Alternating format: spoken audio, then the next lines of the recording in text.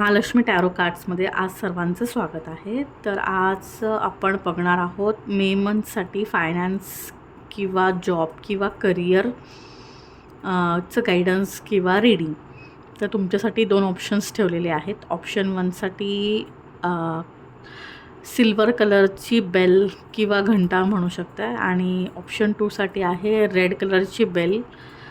जी पण तुम्हाला नंबर किंवा कलर अट्रॅक्ट करत असेल तो तुम्हाला चूज करायचा. Welcome file number 1. तर ज्यांनी पण सिल्वर कलरचं बेल चूज केलं होतं त्यांच्यात आपण गायडन्स किंवा रीडिंग बघणार आहोत करिअर किंवा जॉबसाठी. तर फर्स्ट कार्ड आलेलं आहे स्टारचं कार्ड. तर मे बी तुम्हाला हे कार्ड पॉझिटिव्ह शो करतं. तर करिअरमध्ये तुम्ही ग्रोथ तुमची मे मंथमध्ये होऊ शकते. 7 ऑफ कपची एनर्जी इथे आहे. तर तुमची एखादी विश असेल जॉबला घेऊन किंवा करिअरला घेऊन तर ती कंप्लीट होऊ शकते, किंवा कोणाला तरी नवीन जॉब हवा असेल किंवा नवीन बिझनेस स्टार्ट करायचं असं त्यांच्या माइंडमध्ये असेल तर ह्या मंथमध्ये तुम्ही तो करू शकता. 6 ऑफ पेंटॅकल्सचं कार्ड इथे आहे. तर ह्या मंथमध्ये मला असं दिसत आहे की तुम्ही इतके अर्न कराल की तुमच्या वाट्यामध्ये येणारं थोडंसं जे काही पैसे असतील किंवा गोष्टी असतील ते तुम्ही मला दान करताना पण दिसत आहात. किंग ऑफ वॉन्ड्सची एनर्जी इथे आहे. तर किंग ऑफ वॉन्ड्सची एनर्जी हे सांगते की तुम्ही स्ट्रिक्ट राहाल तुमच्या निर्णयावरती आणि जॉब किंवा करिअरमध्ये तुम्ही एक खूप मोठी अचीवमेंट घेऊ शकताय किंवा अचीवमेंट तुम्ही मिळवू शकताय. क्वीन ऑफ सॉर्ड्सची एनर्जी इथे आहे.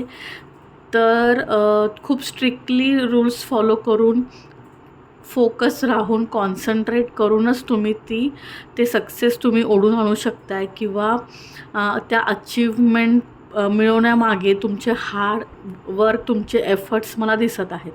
पेज ऑफ पेंटॅकल्सचं कार्ड इथे अवेलेबल आहे. तर फायनान्सला घेऊन तुम्हाला थोडंसं अवेअर राहायचं आहे. इन्व्हेस्टमेंट प्लॅन्स किंवा फ्युचर प्लॅन किंवा कोणती इन्शुरन्स पॉलिसी वगैरे काही करत असाल तुम्ही किंवा प्लॅनिंग करत असाल तर डॉक्युमेंट व्हेरिफिकेशन करायची गरज आहे आणि सगळ्या गोष्टी कागदपत्र पडताळून मगच पुढे प्रोसेस करायची आहे. 2 ऑफ पेंटॅकल्सचं कार्ड इथे आहे. तर जगलिंग होणार मे बी तुमची पर्सनल लाईफ प्रोफेशनल लाईफ आणि त्याचा परिणाम तुमच्या मानसिकतेवरती पण होऊ शकतो.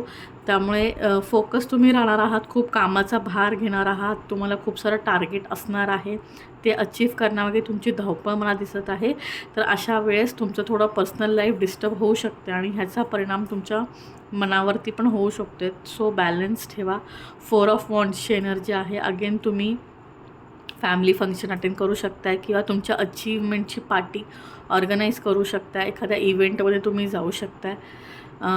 तुमच्या रिलेटिव्सच्या घरी तुम्ही व्हिजिट करू शकताय. 3 ऑफ कपची एनर्जी आहे. अगेन हे सेलिब्रेशनचंच कार्ड आहे. तर याच्यामध्ये तुम्ही फिमेल फ्रेंड्सला भरपूर भेटणार आहात तुमच्या. मग एखादं गेट टुगेदर किंवा छोटंसं मीटअप तुमचं दिसत आहे मला. 9 ऑफ सॉर्ड्सची एनर्जी आहे. तर हे मिसिंग किंवा तुम्हाला आठवणी, खूप साऱ्या जुन्या आठवणी तुम्ही किंवा जुन्या व्यक्ती तुमच्या लाईफमध्ये ज्या येऊन गेल्यात त्या व्यक्तींना ह्या महिन्यामध्ये खूप मिस करणार आहात. किंवा असंही होऊ शकतं की तुम्ही जुन्या फ्रेंड्सला भेटल्यामुळे त्या आठवणींना तुम्ही उजाळा देताना मला दिसत आहात. तुमच्यासाठी मी 4 गायडन्स कार्ड घेतलेले आहेत. ते आलेलं आहे the strength, 2 of swords, S of pentacle, 7 of swords. तर स्ट्रेंथचं कार्ड हेच सांगतं की तुम्हाला पेशन्सली सिच्युएशन हँडल करायच्या आहेत मे मंथमध्ये. 2 ऑफ सॉर्ड्सचं कार्ड इथे आलेलं आहे. तर क्लिअरिटी कमी राहील या मंथमध्ये. काय करायचं काय नाही करायचं याबाबत तुमच्या मनामध्ये शंका राहील, पण स्टिक राहिलात तर डिसिजन घेऊ शकता. एस ऑफ पेंटॅकल्सचं कार्ड हे सांगतं की ऑपॉर्च्युनिटीज भरपूर तुम्हाला येतील, पण फ्रॉड होण्यापासून तुम्हाला वाचायचं आहे किंवा एखादी व्यक्ती तुमच्याच मागे तुम्हाला धोका देण्याची शक्यता आहे.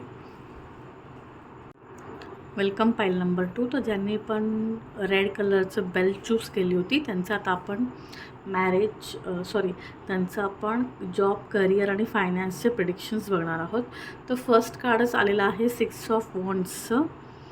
तर ते असं दाखवतं मे बी तुमचं म्हणजे ह्या मंथमध्ये तुम्ही कमिट होऊ शकताय. मग तुमच्या कामाला घेऊन ही कमिटमेंट आहे, ॲग्रीमेंट साइन करू शकताय किंवा पार्टनरशिप मला दिसत आहे. 2 पार्टनर्स एकत्र येऊन बिझनेस करू शकतात किंवा तुम्ही एखादा कॉन्ट्रॅक्ट साइन करताना मला दिसत आहे. क्वीन ऑफ वॉन्ड्सची एनर्जी इथे आहे. तर तुम्ही अचीव कराल ज्याच्यामध्ये पण तुम्ही जायचा विचार करताय, पण त्याचा स्ट्रगल एखादं राज्य जिंकण्यासाठी ज्याप्रमाणे तयारी करावी लागते तशी तुम्हाला मेहनत करावी लागणार आहे. किंग ऑफ कपची एनर्जी इथे आहे. तर ऑफर्स तुम्हाला खूप साऱ्या येतील आणि त्या खूप फायनान्शियली खूप स्ट्रॉंग ऑफर तुम्हाला येऊ शकतात जॉबमध्ये, करिअरमध्ये. मग त्यावेळेस मे बी तुम्ही कन्फ्युज्ड व्हाल. 8 ऑफ वॉन्ड्सची एनर्जी आहे. तर तुम्ही ज्या जॉबची किंवा करिअरमध्ये ज्या ग्रोथचा वेट करत होता ती तुम्हाला 8 दिवस किंवा 8 वीक्समध्ये ॲप्रोच होऊ शकते. किंग ऑफ कप आहे, क्वीन ऑफ वॉन्ड्स आहे आणि किंग ऑफ वॉन्ड्ससुद्धा आहे. तर तुम्ही जे पण करिअरमध्ये तुम्हाला करायचं आहे ग्रोथ किंवा अचीव करायचं आहे, तर त्यामध्ये तुम्हाला सक्सेस तर 100% आहे, मात्र विदाऊट स्ट्रगल नाही आहे, विथ स्ट्रगल आहे. 10 ऑफ वॉन्ड्सची एनर्जी इथे आहे. तर त्याचं तुम्ही खूप टेन्शन घ्याल किंवा खूप तुम्ही त्याचं ओव्हर थिंकिंग करून आहे ना स्ट्रेस तुम्हाला येऊ शकतो. टेम्परन्सची एनर्जी अगेन ही बॅलन्सची एनर्जी आहे. तर तुम्हाला तुमच्या इमोशन्सवरती कंट्रोल ठेवायचा आहे. कोणताही डिसिजन असा नाही घ्यायचा जो तुम्हाला पुढे जाऊन प्रॉब्लेम करू शकतो किंवा हार्श ठरू शकतो, तुमच्या बिझनेसला ग्रोथला मारक ठरू शकतो. द मूनची एनर्जी इथे आहे. तर थोडं रेस्ट करायचं पण तुम्हाला कार्ड सांगत आहेत. तुम्ही अट्टहास करत असाल एखादी गोष्ट मिळवण्यासाठी आणि खूप स्ट्रेच करत असाल गोष्टी, तर थोडंसं थांबा, वाट बघा, चांगला वेळ येऊ द्या आणि त्यानंतर पुढे जा. डेथचं कार्ड इथे आहे. तर एक सर्कल कंप्लीट होणार आहे आणि न्यू सर्कलमध्ये तुम्ही एंटर करताय करिअरच्या, सो दॅट नवीन एक्सपिरियन्स तुम्ही गेन करणार आहात. नाईट ऑफ सॉर्ट्सची एनर्जी आहे. ॲक्शन ओरिएंटेड असणार, फुल ऑफ एनर्जीने तुम्ही नवीन ऑपॉर्च्युनिटी ॲक्सेप्ट कराल, तिथे तुमचा परफॉर्मन्स पण दाखवाल आणि त्यांनी ते इम्प्रेससुद्धा होते. 4 गायडन्स कार्ड तुम्हाला घेतलेले आहेत. Queen of swords, night of cup, the tower आणि स्टार. 2 नंबरचं पाहिजे त्यांनी पण चूज केलं. याच्यामध्ये टोटल मला वाटते 1 2 3 4 and 5 5 राजा आणि राणींचे कार्ड आहे. तर खूप स्ट्रॉंग एनर्जी आहे. सक्सेस तर 100% आहे. फक्त तुम्हाला स्टिक राहायची गरज आहे तुमच्या निर्णयावरती. सतत निर्णय बदलू नका आणि हार्डवर्क करणं सोडू नका. किंग ऑफ कप आहे. तर ॲक्शन फक्त तुम्हाला लवकर घ्यायची आहे. डिसिजन घ्यायला वेळ लावाल तर अपॉर्च्युनिटी मिस कराल. टॉवरचं कार्ड इथे आहे.